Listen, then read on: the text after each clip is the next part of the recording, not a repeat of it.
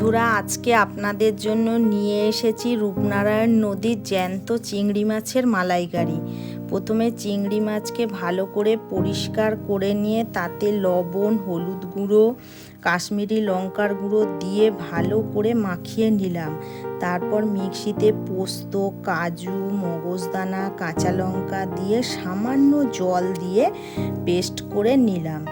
তারপর কড়াইতে সাদা তেল দিয়ে চিংড়ি মাছগুলোকে একটা একটা করে দিয়ে ভালো করে দুপিঠ ভেজে তুলে নিলাম।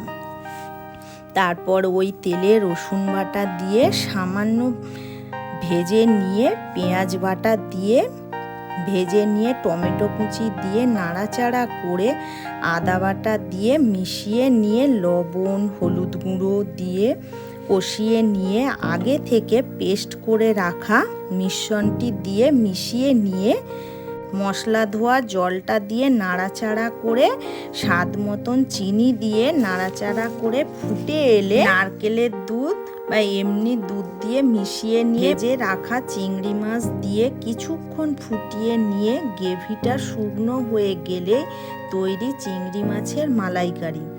বন্ধুরা, আমার রান্না যদি ভালো লাগে লাইক, কমেন্ট, সাবস্ক্রাইব করবেন।